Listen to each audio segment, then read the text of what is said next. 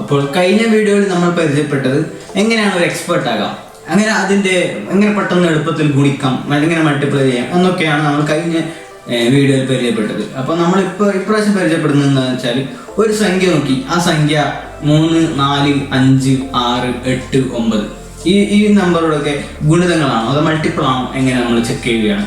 അതിനൊക്കെ കുറച്ച് ചെറിയ ട്രിക്കുകളാണ് നമ്മൾ നോക്കുന്നത്. ആദ്യം തന്നെ നമ്മൾ എണ്ണസംഖ്യ 1, 2, 3, 4, 5, 6, 7, 8, 9, 10 അതിൽ 1 പറഞ്ഞത് എല്ലാത്തിൻ്റെയും മൾട്ടിപ്പിൾ ആയതുകൊണ്ട് 1 നമ്മൾ ഒഴിവാക്കുകയാണ്. പിന്നെ 2, 3, 4, 5, 6, 7 പ്രശ്നം എന്ന് വെച്ചാൽ 7 നമ്മളെല്ലാ നമ്പറും ഹരിച്ച് തന്നെ ചെക്ക് ചെയ്യണം, അത് 7ൻ്റെ മൾട്ടിപ്പിൾ ആണോ, ശിഷ്ടം വരുന്നുണ്ടോ എന്നൊക്കെ. അതുകൊണ്ട് 7 നമ്മൾ ഒഴിവാക്കുകയാണ് ചെയ്യുന്നത്. അടുത്ത 8, 9, 10 ആണ്. 10ൻ്റെ എന്ന് വെച്ചാൽ അവസാനം 0 അവസാനിക്കുന്നതൊക്കെ 10ൻ്റെ മൾട്ടിപ്പിൾ ആയിരിക്കും. അതുകൊണ്ട് 10 നമ്മൾ ഒഴിവാക്കുന്നു. അപ്പോൾ നമുക്കുള്ളത് 2, 3, 4, 5, 6, 8, 9 ഒരു സംഖ്യ നോക്കി ഇതിൻ്റെയൊക്കെ മൾട്ടിപ്പിൾ ആണോ എന്ന് നമ്മൾ ഒറ്റയടിക്ക് കണ്ടുപിടിക്കുകയാണ് ചെയ്യുന്നത്.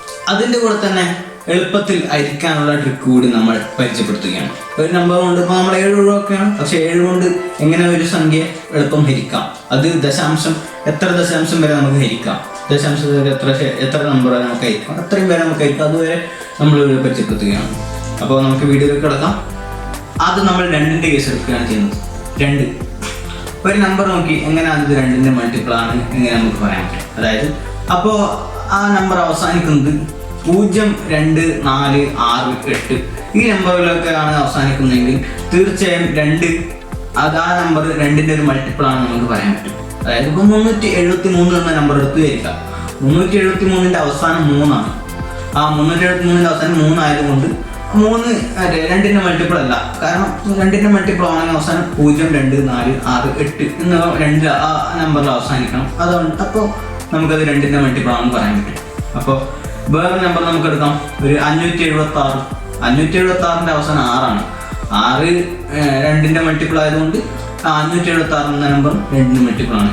ഇനി 580ൻ്റെ അവസാനം 0 ആണ്. അതുകൊണ്ട് 2ൻ്റെ മൾട്ടിപ്പിൾ ആണ്. അങ്ങനെ പെട്ടെന്ന് നമുക്ക് ചെയ്യാൻ വേണ്ടി പറ്റും.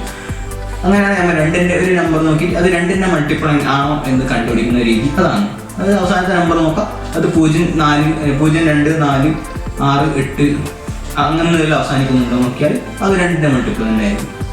ഇനി അടുത്ത നമ്മൾ പറയുന്നത് 3ൻ്റെ മൾട്ടിപ്പിൾ ആണോ എന്നാണ്. 3ൻ്റെ മൾട്ടിപ്പിൾ ആണോ എങ്ങനെയാണ് നമ്മൾ ചെക്ക് ചെയ്യുക. നമ്പർ നോക്കി ആ നമ്പർ 3ൻ്റെ മൾട്ടിപ്പിൾ ആണോ നമ്മൾ എങ്ങനെയാണ് ചെക്ക് ചെയ്യുക. അതിനുവേണ്ടി നമ്മൾ ആദ്യം 373 എന്ന നമ്പർ ചുമ്മാ എടുത്തു വരിക. അതിൻ്റെ എല്ലാ ഡിജിറ്റും കൂട്ടാം. അതായത് 3, 7, 3 ആ 3 ഡിജിറ്റും കൂട്ടി നോക്കാം, എന്താണ് കിട്ടും നോക്കാം. 3, 7, 3 കൂട്ടിയാൽ 10, 3, 13 കിട്ടുകയാണ്. അപ്പോൾ 13ൻ്റെ 1, 3 അത് ആ 1, 3 നമ്മൾ കൂട്ടും, 4 കിട്ടുന്നു. അപ്പോൾ 4 3ൻ്റെ മൾട്ടിപ്പിൾ അല്ല. അതായത് 3, 6, 9 അതിന് 3 ഇന്ന് ഏതെങ്കിലും ഒരു മൾട്ടിപ്പിൾ നമുക്ക് കിട്ടണം. 4 3ൻ്റെ മൾട്ടിപ്പിൾ അല്ലാത്ത സ്ഥിതിക്ക് ഈ പറഞ്ഞ 373 3ൻ്റെ മൾട്ടിപ്പിൾ അല്ല. അടുത്ത നമ്മൾ വേറെ നമ്പർ എടുക്കുന്നു. 576.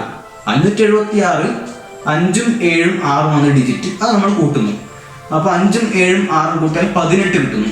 18ൻ്റെ 1, 8 കൂട്ടുന്നു 9 കിട്ടുന്നു. 9 കിട്ടിയാൽ 9 3ൻ്റെ മൾട്ടിപ്പിൾ ആയതുകൊണ്ട് ആ 576 എന്ന സംഖ്യയും 3ൻ്റെ മൾട്ടിപ്പിൾ ആണ്. ഇനി വലിയൊരു നമ്പർ എടുക്കുന്നു നമ്മൾ. ഒരു 6530. 6530 അതിൽ 6ഉം 5ഉം 3ഉം 0 നമ്മൾ ആഡ് ചെയ്യുന്നു. 6ഉം 5ഉം 13, 3, 14 കിട്ടുന്നു. 14 1ഉം 5ഉം 4ഉം കൂട്ടിയാൽ 5 കിട്ടുന്നു. അപ്പോൾ 5 കിട്ടുന്നു. അപ്പോൾ 5 3ൻ്റെ മൾട്ടിപ്പിൾ അല്ല. അതുകൊണ്ട് 6530 എന്ന സംഖ്യ 3ൻ്റെ മൾട്ടിപ്പിൾ ആണ്. ഇനി നമ്മൾ വേറൊരു നമ്പർ എടുക്കുന്നു. അങ്ങനെ നിങ്ങൾക്ക് തന്നെ ഇഷ്ടമുള്ള നമ്പർ എടുക്കാം. അതിൻ്റെ ഡിജിറ്റ് എല്ലാം കൂട്ടാം. പിന്നെ കിട്ടുന്ന ഡിജിറ്റ് അതും 2 ഡിജിറ്റ് ഉണ്ടെങ്കിൽ അത് പിന്നെയും കൂട്ടാം. അങ്ങനെ അവസാനം കിട്ടുന്ന നമ്പർ അത് 3ൻ്റെ മൾട്ടിപ്പിൾ ആണെന്ന് നോക്കാം. അതാണെങ്കിൽ അത് 3ൻ്റെ മൾട്ടിപ്പിൾ ആയിരിക്കും, അല്ലെങ്കിൽ അത് 3ൻ്റെ മൾട്ടിപ്പിൾ അല്ലായിരിക്കും. ഇനി അടുത്തത് 4 ആണ് നമ്മൾ നോക്കുന്നത്. 4 ഒരു സംഖ്യ നോക്കി അത് 4ൻ്റെ മൾട്ടിപ്പിൾ ആണോ എന്ന് നമ്മൾ ചെക്ക് ചെയ്യണം. ഒരു നമ്പർ എടുക്കുന്നു, ഒരു വലിയ നമ്പർ എടുക്കുന്നു. ഒരു 536. 536ൽ അവസാനത്തെ 2 നമ്പർ നമ്മൾ നോക്കുന്നു. അതായത് 36 എന്ന നമ്പർ നമ്മൾ നോക്കുന്നു. അത് 4ൻ്റെ മൾട്ടിപ്പിൾ ആണെന്ന് നോക്കാം. 36 9, 4, 36 ആണ്. അത് 4ൻ്റെ മൾട്ടിപ്പിൾ ആയതുകൊണ്ട് 536 എന്ന നമ്പർ 4ൻ്റെ മൾട്ടിപ്പിൾ ആണ്. ഇനി ഒരു 574 എടുത്തു.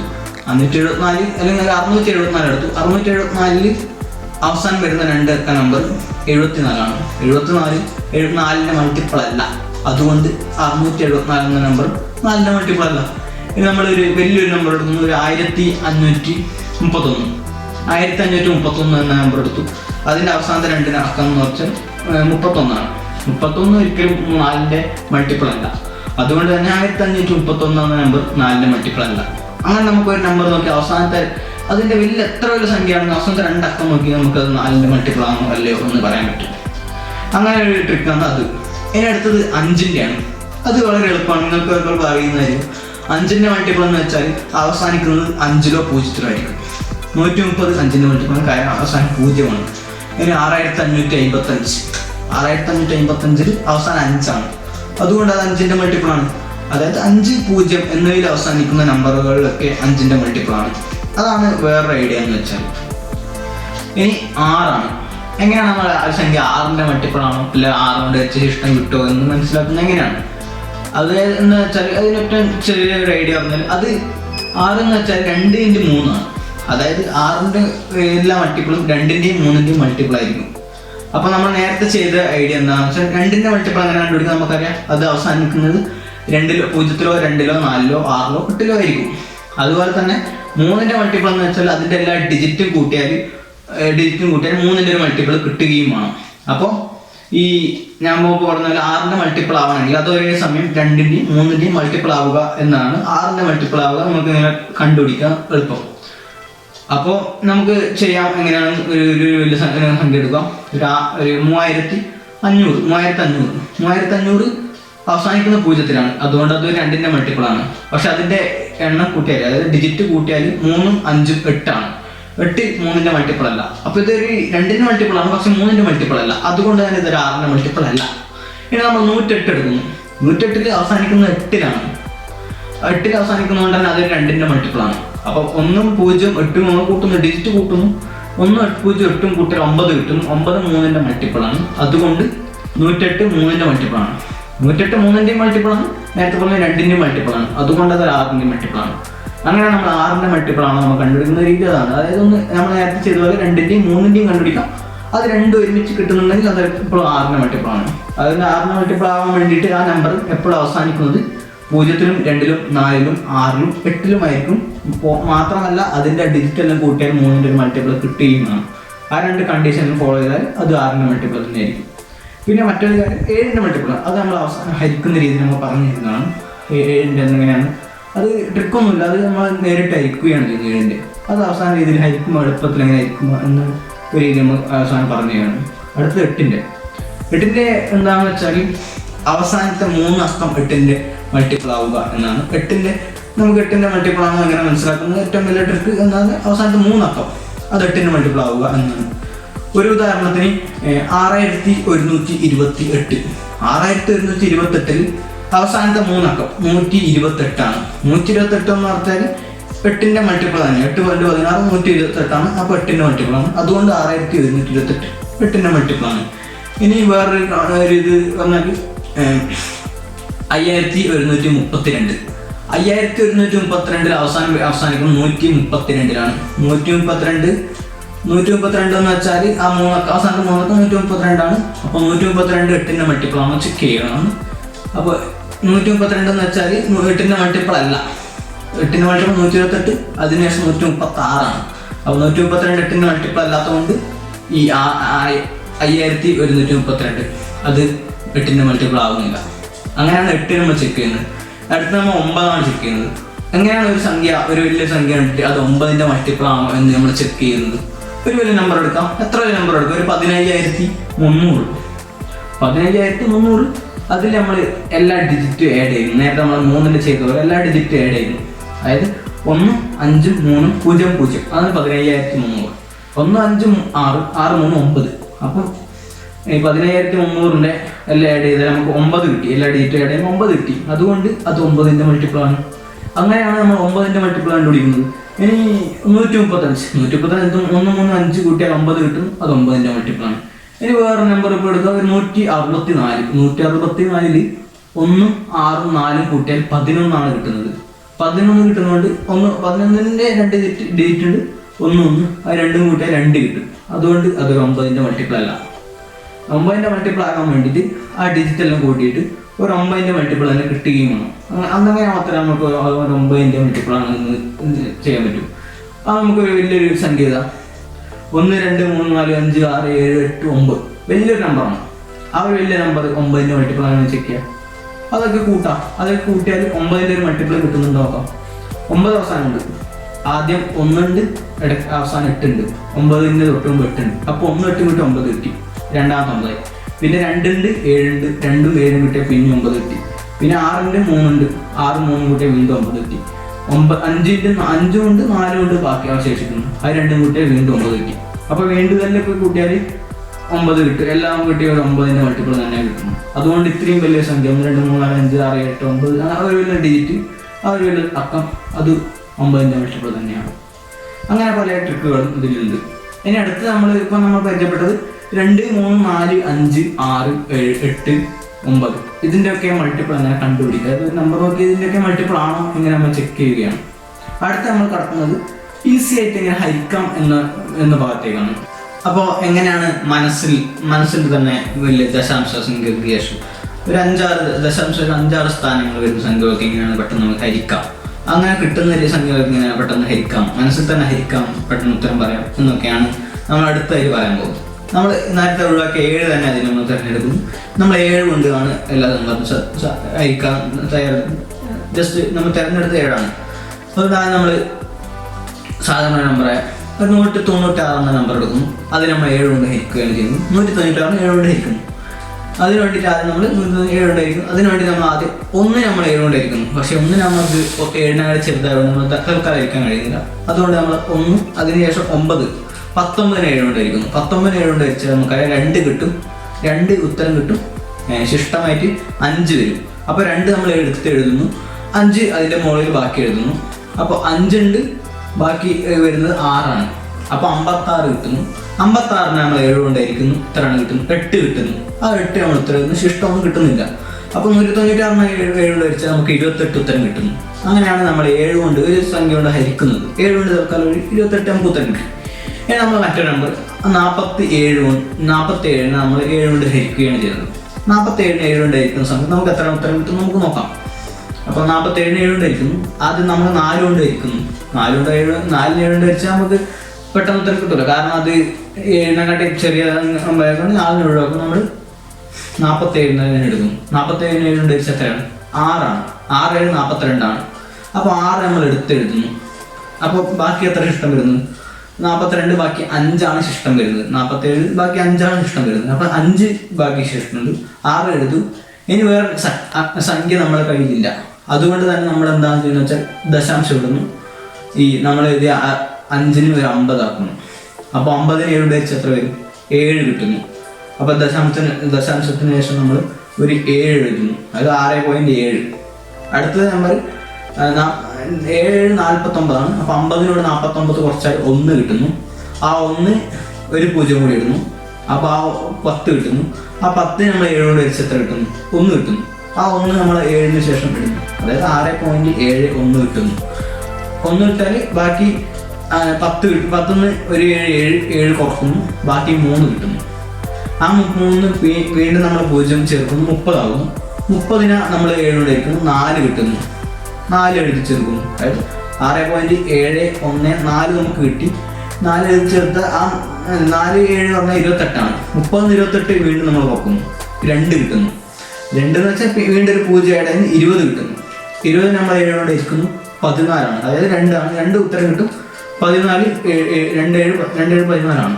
അപ്പോൾ ആ 2 നമ്മൾ എഴുതി ചേർക്കുന്നു. അതായത് 6.71 4 2 അങ്ങനെ ഒരു വലിയ നമ്പർ നമുക്ക് കിട്ടും. അങ്ങനെ നമ്മൾ ദശാംശത്തിന് ശേഷം ഒരു നമ്പർ ചെയ്തു. അങ്ങനെ നമ്മൾ ചെയ്ത് പോയാൽ നമ്മൾ ഇഷ്ടം പോലെ എത്ര ദശാംശം വരെ നമുക്ക് ഓരോ നമ്പറിന് കിട്ടും. അങ്ങനെയാണ് നമ്മൾ വലിയൊരു ദശാംശ സംഖ്യയൊക്കെ ഉത്തരമായി കിട്ടുന്നത്. അടുത്തത് നമ്മൾ വേറെ നമ്പറായിട്ട് ഒരു 355 365 നമ്മൾ 7 കൊണ്ട് ഹരിക്കുന്നത്. അതായത് എത്ര ആഴ്ച ഉണ്ട്, ഒരു കൊല്ലത്തിൽ എത്ര ആഴ്ച ഉണ്ട് നമുക്ക് നോക്കാം. 365 7 കൊണ്ട് ഹരിക്കുകയാണ് ചെയ്യുന്നത്. ആദ്യം നമ്മൾ 3ന് 7 കൊണ്ട് ഹരിക്കാൻ 3 നമുക്ക് പറ്റില്ല. ഫസ്റ്റ് ആദ്യത്തെ അത് 7 ചെറുതാണ്. അടുത്തത് നമ്മൾ 36 3 ഒരു 6ആണ്. 36 നമ്മൾ 7 കൊണ്ട് ഹരിക്കുന്നു.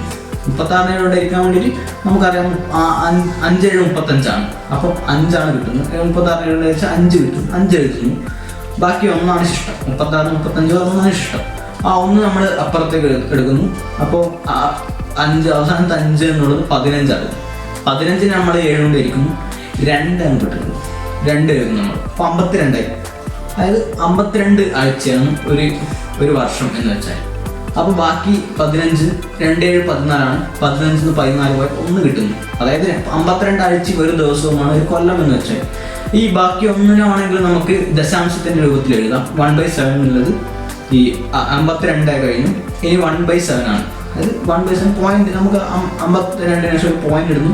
എന്നിട്ട് ഈ 1 ഉള്ളത് 10 ആക്കുന്നു. 10/7 എത്രയാണ്? 1 ആണ്. അപ്പോൾ ദശാംശം 1 ചേർക്കുന്നു. ഒരു 7 7 10 7 കുറച്ചാൽ 3 കിട്ടുന്നു. 3 നമ്മൾ വീണ്ടും 30 എഴുതുന്നു. 30 7 കൊണ്ട് ഹരിച്ചാൽ നമുക്കറിയാം 4 ആണ്. 4 എഴുതി ചേർക്കുന്നു. അപ്പം 52/1 4 നമുക്ക് കിട്ടി. 52/1 4 കിട്ടി. 4 28 ആണ്. 28 30 28 പോയാൽ പിന്നെ 2 കിട്ടുന്നു. 2 നമ്മൾ വീണ്ടും 20 ആക്കുന്നു. 20 നമ്മൾ 7 കൊണ്ട് ഇരിക്കുന്നു. നമുക്ക് കിട്ടുന്നു 2. വീണ്ടും നമ്മൾ 2 ചേർക്കുകയാണ്. അങ്ങനെ ഇത് വരികയാണ് ചെയ്യുന്നത്. അങ്ങനെയാണ് നമ്മൾ ഹരിക്കേണ്ടത്. നമ്മൾ പെട്ടെന്ന് ചെയ്യുന്നത്. ഇതൊക്കെ മനസ്സിൽ ചെയ്യാവുന്നതേ ഉള്ളൂ. നമ്മൾ പ്രാക്ടീസ് കൊണ്ടും നമുക്ക് മനസ്സിൽ ചെയ്യാൻ പറ്റുന്ന കാര്യമൊക്കെയാണ് ഇതൊക്കെ. അത് 7ൻ്റെ മാത്രമല്ല, ഇനി വലിയൊരു നമ്പറൊക്കെ നമ്മൾ പലപ്പോഴും മൾട്ടിപ്ലൈ ചെയ്യുമ്പോൾ സ്പ്ലിറ്റ് ചെയ്തിട്ട് മൾട്ടിപ്ലൈ ചെയ്യാറുണ്ട്. അത് വേറൊരു ഓപ്ഷൻ. അതായത് നമുക്കൊരു ഹരിക്കേണ്ടത് നമുക്ക് നമ്മൾ ലഘൂകരിച്ച് കൊണ്ടുവന്നിട്ട് അവസാനത്തെ സ്റ്റെപ്പിൽ നമ്മൾ ഉത്തരം എഴുതുകയാണ് ചെയ്യുന്നത്. അതായത് ഇപ്പോൾ ഒരു 164/18 164/18 നമ്മൾ എഴുതുന്നു. അതിന് 164 അങ്ങനെ നോക്കുന്നു. 18 നമുക്കറിയാം. 18 എന്താണെന്ന് വെച്ചാൽ 2 × 3 × 3 അല്ലെങ്കിൽ 2 × 9 ആണ് 18. അപ്പോൾ നമ്മൾ 2 × 9 18. 164 അതുപോലെ തന്നെ നോക്കുന്നു. നമ്മളെന്താണ് ചെയ്യുന്നത് വെച്ചാൽ അടുത്ത സ്റ്റെപ്പിൽ മുകളിലത്തെ 164 2 കൊണ്ടായിരിക്കുന്നു. താഴത്തെ 18 2 കൊണ്ടായിരിക്കുന്നു. അപ്പോൾ 2 കട്ടാവുകയും 9 ബാക്കി വരികയും ചെയ്യുന്നു. അപ്പം മുകളിൽ 164 നമ്മൾ 2 കൊണ്ട് ഹരിച്ചാൽ നമുക്ക് കിട്ടുന്നതെന്ന് വെച്ചാൽ 82 ആണ്. 82 × 2 164 ആണ്. അപ്പം നമുക്ക് ഇതേ ഇക്വേഷൻ അടുത്ത ഈ ഭിന്നസംഖ്യ, അതായത് 164/9 എന്നത് നമുക്ക് 18 എന്നുള്ളത് നമുക്ക് വേണമെങ്കിൽ 82/9 എന്ന് എഴുതാം. രണ്ടും ഈക്വൽ ആണ്. 82/9 അതിൻ്റെ എത്രയാണ് എത്ര നമുക്ക് കിട്ടുന്ന നോക്കാം. അത്ര കിട്ടുന്ന നോക്കാൻ വേണ്ടിയിട്ട് അത് നമുക്ക് 82, അതായത് 82/9 8 നമുക്ക് വേണ്ടിയിരിക്കാം. പിന്നെ 82 തന്നെയാണ് വരുന്നത്. 82/9 എത്രയാണ്? അതിൻ്റെ 21 81 ആണ്. അതായത് 9 9 81 ആണ്. അപ്പോൾ 9 ആണ് വരുന്നത്. അപ്പോൾ നമ്മൾ 9 എഴുതുന്നു. ബാക്കി 82 81 പോയ ബാക്കി 1 വരുന്നു. 1 നമ്മൾ 0 ഉണ്ടാക്കുന്നു. ഇവിടെ ഒരു ദശാംശം ഇടുന്നു. അപ്പോൾ 9 പോയിൻ്റ് ആയി. ബാക്കി 10 ഉണ്ട്. 10-ന് എത്ര 9 പോകും? ഒരു 9 പോകും. അപ്പോൾ നമ്മൾ 1 വെച്ചേക്കും. അപ്പോൾ 9.1 എന്ന് വെച്ചേക്കുന്നു. അതിനുശേഷം 10 9 ബാക്കി 1 കിട്ടി. വീണ്ടും 0 10 കിട്ടുന്നു. 9 കുറക്കുന്നു. അങ്ങനെ അതങ്ങനെ പോയിക്കൊണ്ടിരിക്കുന്നു. അതായത് 9.1111 കിട്ടിക്കൊണ്ടിരിക്കുകയും ചെയ്യുന്നു. അതായത് 1 9 കൊണ്ട് വെച്ചാൽ 0.111 അങ്ങനെ കിട്ടുന്നത്. 164/18 എന്നുള്ള സംഭവം 9.1111 അതിന് ഈക്വൽ ആവുകയാണ് ചെയ്യുന്നത്. അതായത് നമ്മൾ സ്പ്ലിറ്റ് ചെയ്തിട്ട് നമ്മളൊരു 18 പ്രൊഡക്റ്റ് ആയിട്ട് എടുക്കുന്നു. 2 × 3 × 3 പ്രൊഡക്റ്റ് ആയിട്ട് എടുത്തിട്ടാണ് നമ്മൾ ബാക്കി ചെയ്തത്. അതുപോലെ തന്നെ നമുക്ക് പല ചോദ്യങ്ങളും അങ്ങനെ നമുക്ക് എളുപ്പത്തിൽ ചെയ്യാൻ വേണ്ടി പറ്റും. അങ്ങനെയാണ് നമ്മൾ പെട്ടെന്ന് പെട്ടെന്ന് ഹരിച്ചരിച്ച് കൊടുക്കുന്നത്. അതിന് പെട്ടെന്ന് കാൽക്കുലേറ്റർ ഉണ്ടോ അതിനൊന്നും ആവശ്യമായി നമുക്ക് ആവശ്യമായിട്ട് വരില്ല. അതാണ് ഇതിൻ്റെ ഏറ്റവും വലിയ ഇമ്പോർട്ടൻസ് എന്ന് വെച്ചാൽ 18ൻ്റെ മൾട്ടിപ്പിൾ ഇപ്പോൾ നമ്മൾ ചെയ്ത് കഴിഞ്ഞു. അതായത് 18 എന്ന് പറഞ്ഞാൽ 2 × 3 × 3 അങ്ങനെ പ്രൊഡക്റ്റായിട്ട് എഴുതാൻ പറ്റുന്നതുകൊണ്ടാണ് നമ്മൾ അത്ര എളുപ്പത്തിൽ 18ൻ്റെ മൾട്ടിപ്പിൾ ചെയ്തത്, ഡിവൈഡ് ചെയ്തത്. പക്ഷെ 17 ആയിരുന്നുവെങ്കിൽ നമുക്ക് ഒരുപക്ഷെ അങ്ങനെ ചെയ്യാൻ സാധിക്കുമായിരുന്നില്ല. കാരണം 17 ഒരു അഭാജ്യ സംഖ്യയാണ്. അതായത് പ്രൈം നമ്പർ. രണ്ട് ഘടകങ്ങൾ മാത്രമേ അതിനുള്ളൂ. അതായത് 1 17. അതുകൊണ്ട് തന്നെ നമുക്കതിനെ സ്പ്ലിറ്റ് ചെയ്തിട്ട് അതുപോലെ ഹരിക്കാൻ വേണ്ടി സാധ്യമല്ല. അപ്പോൾ നമ്മളിപ്പോൾ പറഞ്ഞു നിർത്തി എന്താണെന്ന് വെച്ചാൽ എങ്ങനെ എളുപ്പത്തിൽ ഹരിക്കാം, അതുപോലെ തന്നെ ഒരു നമ്പർ നോക്കി എങ്ങനെ അതിൻ്റെ മൾട്ടിപ്പിളാണെന്ന് കണ്ടുപിടിക്കാം. ഇതൊക്കെ നമ്മളൊരു മത്സര പരീക്ഷയ്ക്ക് തയ്യാറാകുമ്പോൾ പെട്ടെന്ന് ഒരു എക്സ്പേർട്ടായി ചിന്തിക്കേണ്ട ഒരു കാര്യമുണ്ട്. പെട്ടെന്ന് ചെയ്ത് പോകേണ്ട ആവശ്യമുണ്ട്. അപ്പോൾ അങ്ങനെയുള്ള കുറേ ട്രിക്കുകളാണ് നമ്മളിപ്പം പരിചയപ്പെടുത്തിയത്.